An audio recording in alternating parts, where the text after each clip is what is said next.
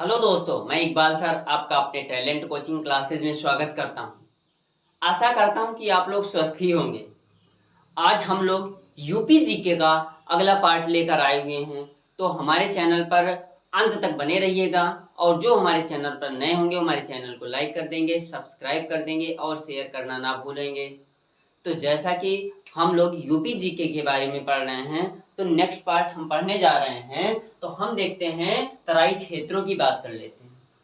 तराई क्षेत्रों की अगर हम बात करते हैं तो वहां पे हम देखते हैं तराई क्षेत्र में जो गेहूं, धान और गन्ना होता है, वह जूट का उत्पादन होता है, वो अधिक मात्रा में किया जाता है। पुनः हम देखते हैं क्या बोल रहा है, तराई क्षेत्र में गेहूं, गन्ना, धान व जूट का उत्पादन किया जाता है। और किस मात्रा में? अधिक मात्रा में किया जाता है। आगे यहीं पर हम बात कर रहे हैं सहारनपुर। सहारनपुर की अगर हम बात करेंगे तो सहारनपुर उत्तर प्रदेश का सबसे उत्तरी जिला है। सहारनपुर की अगर हम बात कर रहे हैं तो सहारनपुर जो है वो उत्तर प्रदेश का सबसे उत्तरी जिला है। आपको क्वेश्चन अगर आ जाता है उत्तर प्रदेश का सबसे उत्तरी जिला कौन सा है, आपको ऑप्शन दे दिया जाएगा गोरखपुर, कौशाम्बी, सहारनपुर और सहारनपुर आपका बलिया। अगर ये चार ऑप्शन दे दिए गए हों तो आपको आपका जो राइट आंसर हो जाएगा वो सहारनपुर हो जाएगा। तो वही बोल रहा है सहारनपुर जो है वो उत्तर प्रदेश का सबसे उत्तरी जिला है। आगे बढ़ते हैं और अगले क्रम में हम देखते हैं मोहंड दर्रा। मोहंड दर्रे की अगर हम बात करते हैं तो मोहंड दर्रा जो होता है, ये मोहंड दर्रा जो होता है वो उसे मोहंड दर्रे को हम क्या कहते हैं? देहरादून का द्वार कहते हैं। मोहंड दर्रा जो है वो देहरादून का द्वार कहा जाता है। तो फिर से बात करेंगे हम मोहंड दर्रे की। मोहंड दर्रे को देहरादून का द्वार कहा जाता है। आगे हम यही नेक्स्ट की बात करते हैं, बघेलखंड की बात करते हैं। बघेलखंड का जो क्षेत्र होता है, बघेलखंड के क्षेत्र में शंख के आकार के टीले पाए जाते हैं। बघेल क्वेश्चन आ जाएगा अगर आपका कि बघेलखंड क्षेत्र में किस प्रकार के टीले पाए जाते हैं। ये जो क्वेश्चन है, ये जो आपका दिया गया है, ये यूपीपी उत्तर प्रदेश पुलिस के लिए बहुत ही सहायक है। तो आपको यूपीपी जो राज्य का एग्जाम है उसमें आपके बहुत ही सहायक होंगे ये क्वेश्चन।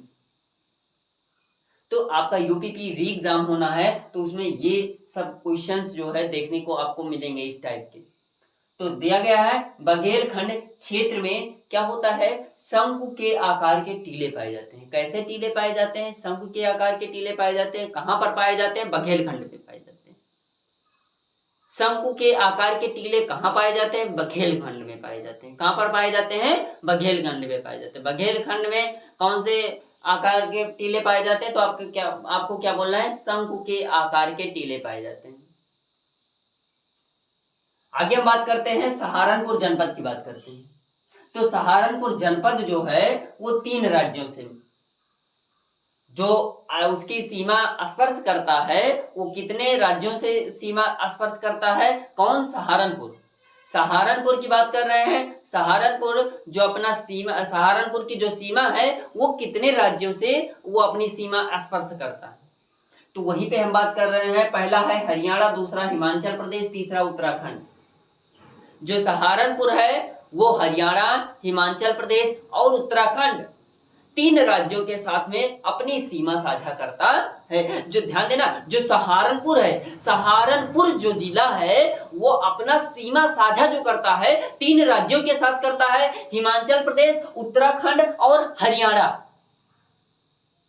नेक्स्ट बढ़ते हैं और हम देखते हैं आगरा जनपद की बात करते हैं। अगर हम आगरा जनपद की बात करेंगे तो आगरा जनपद जो है 2 राज्य के साथ अपनी सीमा साझा करता है। कितने राज्यों के साथ में सीमा साझा करता है? 2 राज्यों के साथ में सीमा साझा करता है। कौन करता है? आपका आगरा करता है, आगरा जनपद। तो वही पढ़ देते हैं हम। वो राज्य कौन कौन से हैं, तो वो राज्य मध्य प्रदेश और राजस्थान है। वो जो राज्य हैं आपके मध्य प्रदेश है और राजस्थान है। मध्य प्रदेश क्वेश्चन आ गया आपका, मध्य प्रदेश और राजस्थान है ना, ये दोनों जो राज्य होते हैं वो उत्तर प्रदेश के कौन से जनपद से, इनकी जो सीमाएं होती हैं उत्तर प्रदेश के कौन से जनपद से स्पर्श करती हैं, तो आपका हो जाएगा आगरा जनपद। अर्थात आगरा जनपद जो होता है वो दो राज्यों, वो मध्य प्रदेश तथा राजस्थान की सीमा के को क्या करता है, स्पर्श करता है।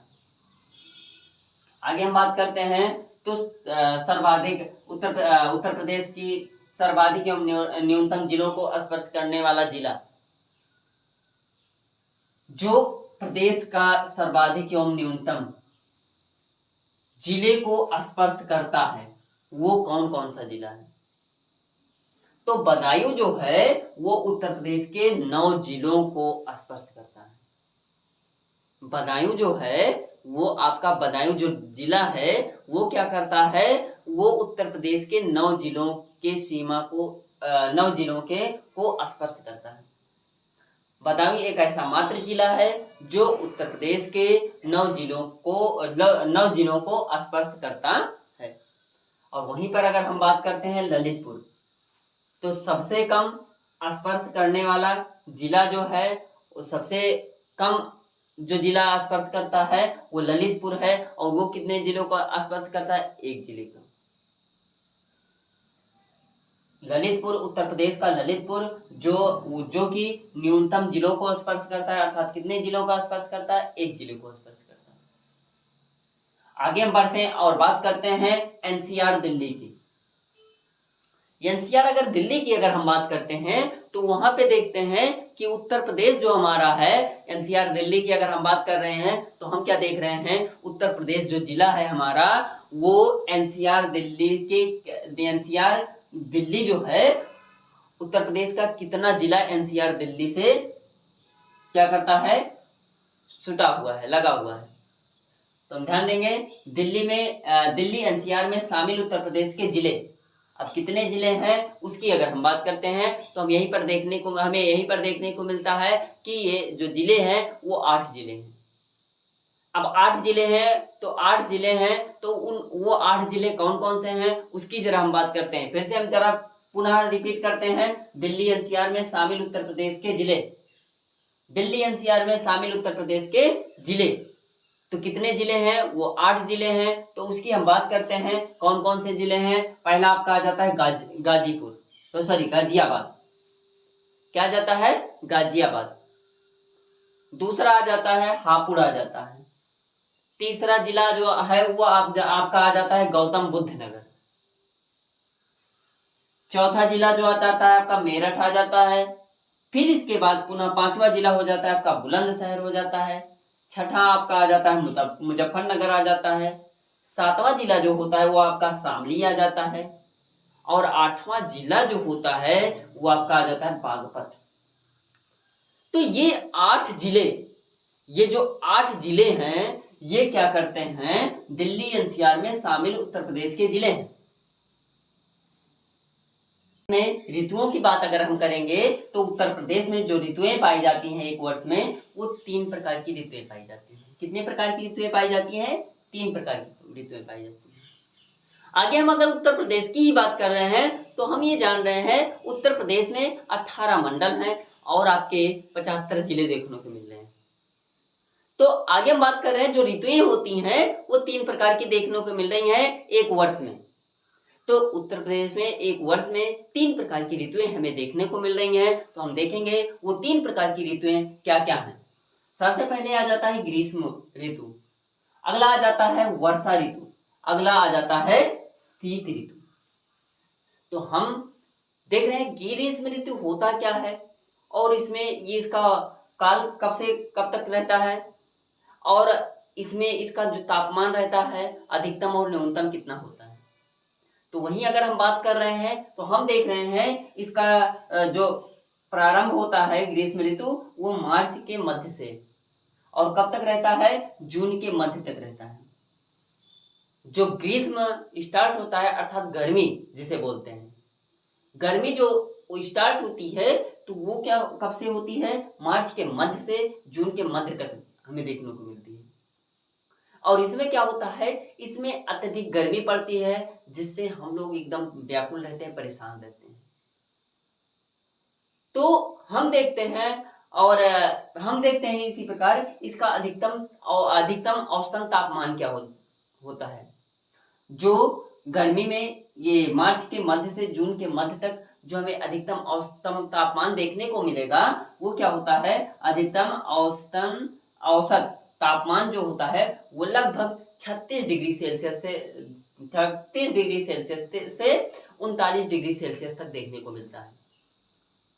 आगे यही हम बात करते हैं सबसे न्यूनतम औसत तापमान की बात करते हैं। तो ये सबसे न्यूनतम औसत तापमान की बात करेंगे तो वो लगभग हमें 21 डिग्री सेल्सियस से 23 डिग्री सेल्सियस तक देखने को मिलेगा।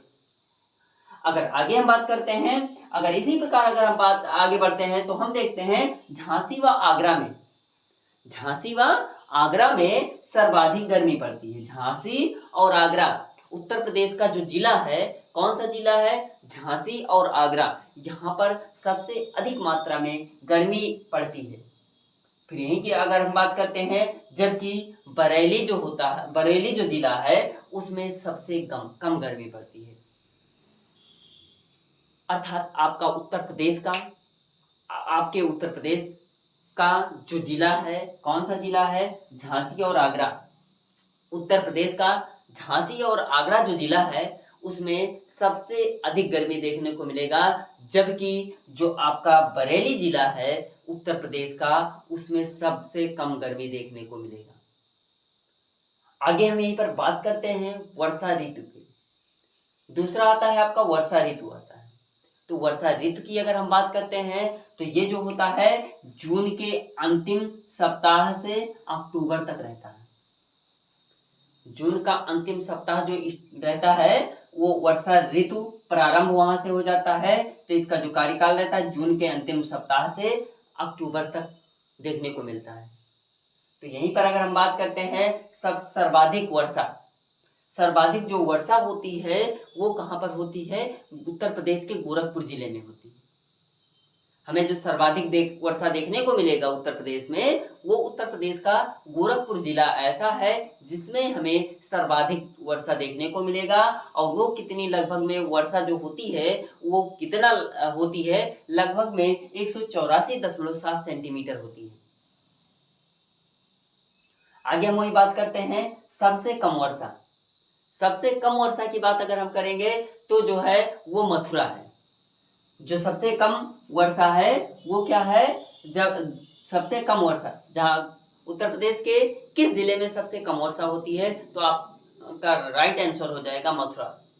और कितने सेंटीमीटर तक होती है, 54.4, लगभग 54.4 सेंटीमीटर तक हमें मथुरा में वर्षा देखने को मिलेगा। तीसरे नंबर की बात करते हैं तो शीत ऋतु की बात करते हैं। शीत ऋतु जो है इसका जो प्रारंभ होता है अक्टूबर से फरवरी तक रहता है। क्या रहता है, शीत ऋतु रहता है। शीत ऋतु जो रहता है वो अक्टूबर से फरवरी तक रहता है। अब अगर यहीं पर बात करते हैं तो पश्चिमी जो भाग होते हैं वहां पर सर्वाधिक सर्दी पड़ती है। क्या पड़ती है, सर्वाधिक सर्दी पड़ती है। और कहाँ पड़ती है, पश्चिमी भागों में। किसके, उत्तर प्रदेश के पश्चिमी भागों में सर्वाधिक सर्दी पड़ती है। ध्यान देंगे, आगे हम देखेंगे तो सबसे कम तापमान होने के कारण यह प्रदेश का सबसे ठंडा महीना होता है। कौन सा, जनवरी के कारण जनवरी, ध्यान देना, सबसे कम तापमान होने के कारण जनवरी जो महीना होता है, जनवरी महीना सबसे कम तापमान होने के कारण जनवरी महीना जो होता है यह प्रदेश का सबसे ठंडा महीना होता। पुनः हम ध्यान देंगे पुनः हम बात करेंगे शीत ऋतु के बारे में, तो इसका प्रारंभ जो होता है अक्टूबर से फरवरी तक होता है। पश्चिमी भागों में सर्वाधिक सर्दी पड़ती है और जो सबसे ठंडा महीना कहा जाता है वो जनवरी कहा जाता है। क्यों? क्योंकि जनवरी में तापमान जो होता है वो सबसे कम होता है। आगे हम बात करते हैं, फिर से पुनः देख लेते हैं। उत्तर प्रदेश में वर्ष में 3 ऋतुएं पाई जाती हैं। क्या होती हैं? ग्रीष्म, वर्षा और शीत ऋतु पाई जाती हैं। ग्रीष्म ऋतु की बात करते हैं, इसका प्रारंभ मार्च के मध्य से जून के मध्य तक रहता है। अधिकतम औसतन तापमान 36 डिग्री सेल्सियस से 39 डिग्री सेल्सियस तक रहता है। आगे हम बात करते हैं, न्यूनतम औसतन तापमान जो होता है वो 21 डिग्री सेल्सियस से 23 डिग्री सेल्सियस तक रहता है। और जो आगरा और झांसी होता है उसमें सर्वाधिक गर्मी पड़ती है, जबकि बरेली में सबसे कम गर्मी पड़ती है। आगे हम बात करते हैं वर्षा ऋतु की। अगर हम बात करते हैं तो ये जून के अंतिम सप्ताह से अक्टूबर तक रहता है। क्या होता है? सर्वाधिक वर्षा जो है वो कहाँ पे पड़ता है? गोरखपुर में पड़ता है। कितना सेंटीमीटर पड़ता है? तो 184.7 सेंटीमीटर तक लगभग वर्षा देखने को मिलेगी हमें। कहाँ पर? गोरखपुर में। और सबसे कम वर्षा हमें मथुरा में देखने को मिलेगी, 54.4 सेंटीमीटर।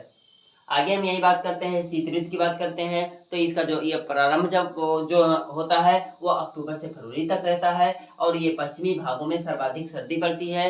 उत्तर प्रदेश के पश्चिमी भागों में सर्वाधिक सर्दी पड़ती है। और आपको यहीं पर बात करते हैं, आपको बताते हैं कि जो है उत्तर प्रदेश का जो जनवरी महीना होता है वो सबसे ठंडा महीना होता है। देख रहे हैं हम मृदा के निर्माण की प्रक्रिया। सबसे पहले हम बात करेंगे मृदा के निर्माण की प्रक्रिया। जो इसके निर्माण की प्रक्रिया रहती है उसे हम क्या बोलते हैं? उसे हम बोलते हैं पेडोजेनेसिस। क्या बोलते हैं? पेडोजेनेसिस। मृदा के निर्माण की प्रक्रिया को पेडोजेनेसिस बोलते हैं। अगले पॉइंट की बात करते हैं, यहीं पर हम ध्यान देते हैं मृदा का जो अध्ययन किया जाता है, तो मृदा के अध्ययन को हम क्या कहते हैं? तो क्या कहते हैं? पेडोलॉजी। मृदा के अध्ययन को हम क्या कहते हैं? पेडोलॉजी। क्या कहते हैं? पेडोलॉजी। ध्यान देंगे, मृदा के निर्माण की प्रक्रिया जो होती है तो पेडोजेनेसिस कहते हैं इसको। और लेकिन मृदा का जो अध्ययन होता है उसको हम क्या बोलते हैं? पेडोलॉजी। पेडोलॉजी कहा जाता है।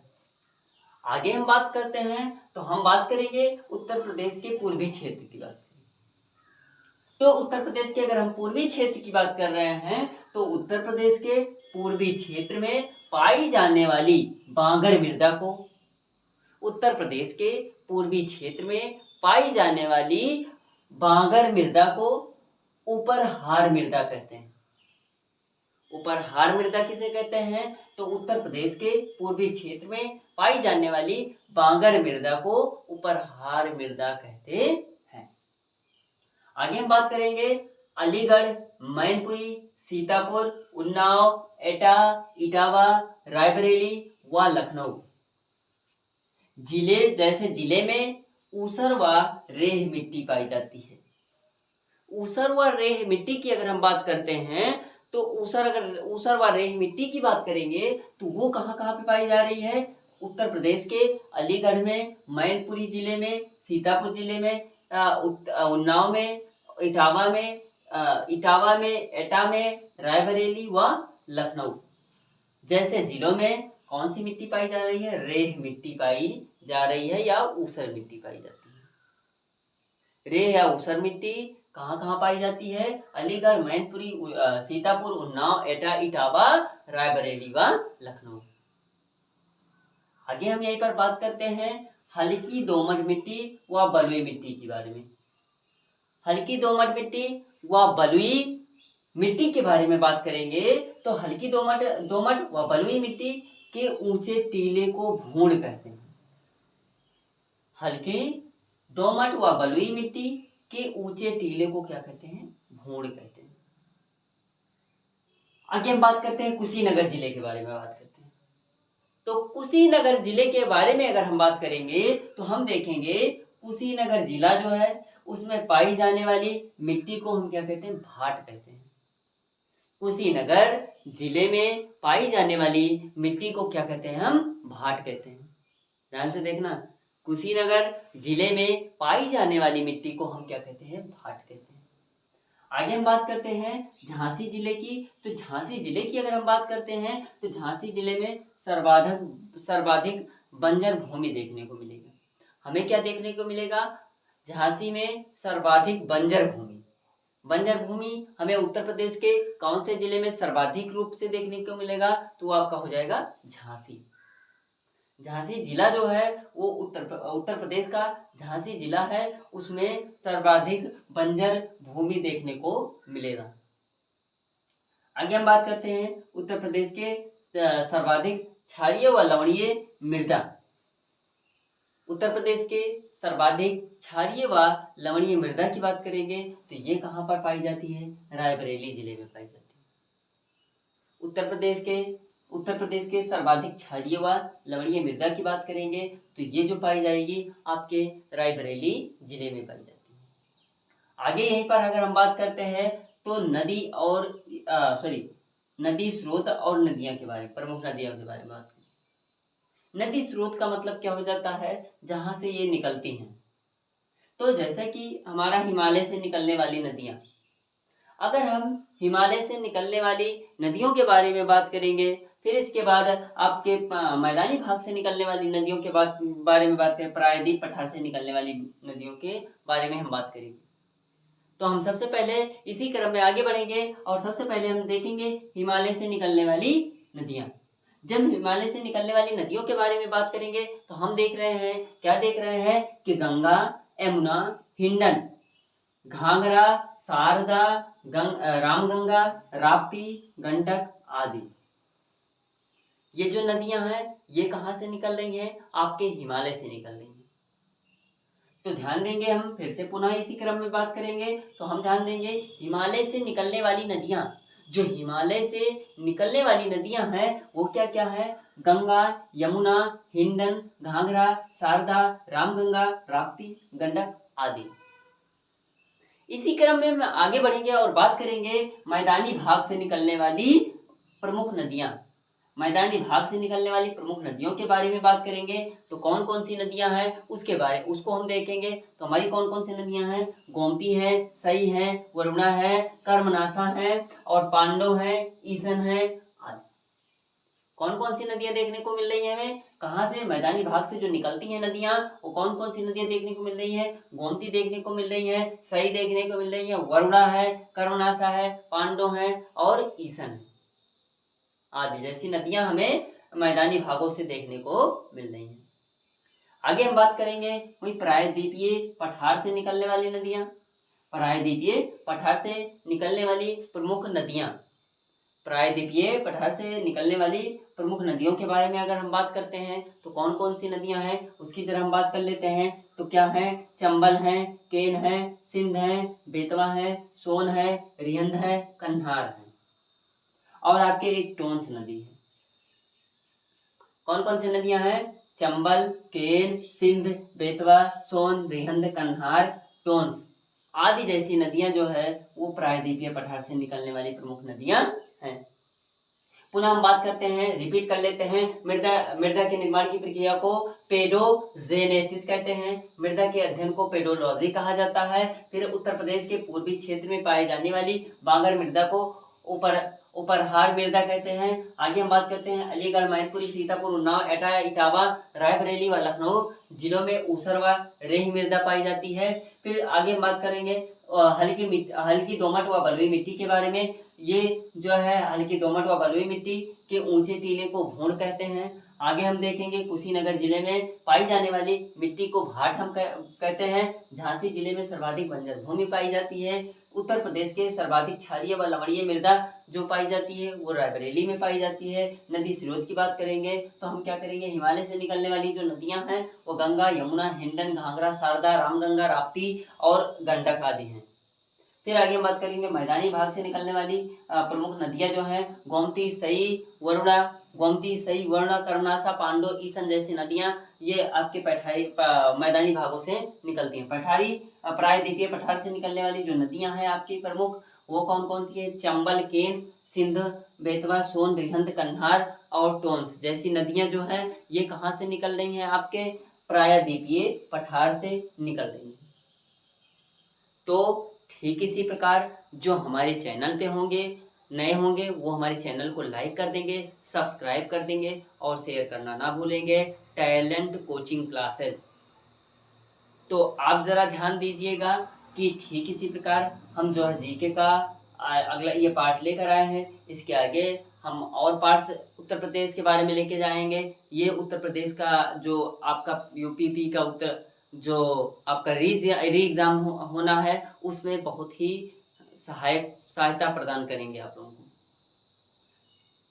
और ध्यान देना जो हमारे चैनल पे नए होंगे हमारे चैनल पे चैनल को लाइक, सब्सक्राइब, शेयर कर देंगे और हमारे चैनल से जुड़ जाएंगे और मेरे contact number WhatsApp contact number से जुड़ जाएंगे। मेरा व्हाट्सएप कॉन्टैक्ट नंबर है 7860102056। ये हमारा व्हाट्सएप कॉन्टैक्ट नंबर है। तो हमारे इस व्हाट्सएप से आप लोग जुड़ जाइएगा और हमें हमारे और कमेंट करना ना भूलिएगा। लोगों को शेयर ज़रूर से ज़रूर कर दीजिएगा जिससे लोगों को उत्तर प्रदेश के बारे में हर एक खबरें हर एक चीज़ों के बारे में उत्तर प्रदेश की पता चले कि हमारे ज़िले क्या हैं, कैसे हैं, इसमें जनसंख्या क्या पाई जाती है, क्या कौन से ज़िले में कौन कौन सी चीज़ें पाई जाती हैं, इन सब चीज़ों की जानकारी मैं आप लोगों को दूंगा। तो हमारे चैनल पे नए होंगे वो ज़रूर से ज़रूर सब्सक्राइब कर देंगे। Thank you.